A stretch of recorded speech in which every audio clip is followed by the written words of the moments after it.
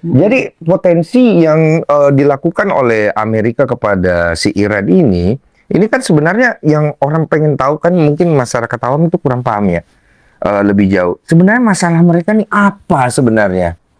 Kalau buat negara-negara Timur Tengah, mereka ini kan digoyang udah lama lah. Iya. Saya nggak mau mundur terlalu jauh lah. Kita lihat misalnya di tahun 2019, which is 27 tahun lalu.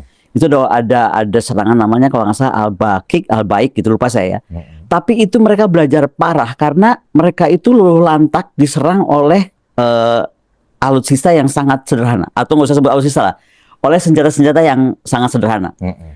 Mereka tuh panik banget dan kaget banget, sehingga kemudian berapa tahun ini mereka betul-betul memperkuat kekuatan angkatan militernya, pertahanannya, mau darat, laut, udara, cyber, and so on and so forth.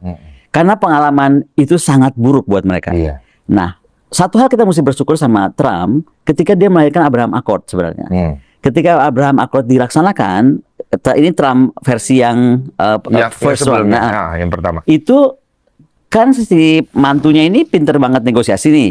Dia bisa menundukkan negara-negara Teluk untuk akhirnya maulah berdamai, tanda kutip nih, dengan Israel supaya tensi di kawasan tuh menurun dan terjadi gitu loh.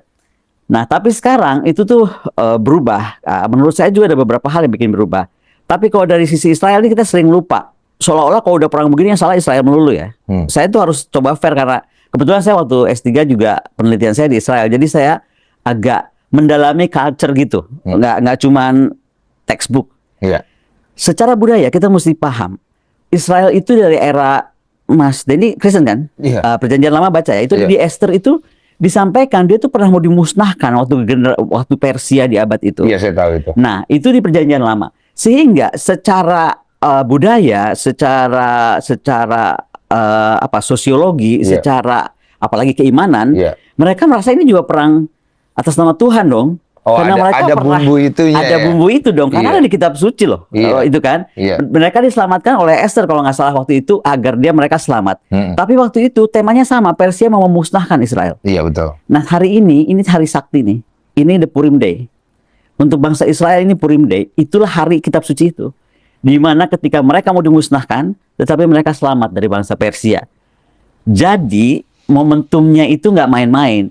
Di sisi Amerika ingin meluluhlantakan, di sisi Israel, this is pokoknya one and for all. Gua dulu pernah selamat nih era Persia, dan kalau kita baca sejarah Israel kan mereka bangsa yang dijanjikan Tuhan lah, whatever the story, mereka tuh udah harus luluh lantak dari kapan, buktinya nggak luluh lantak juga.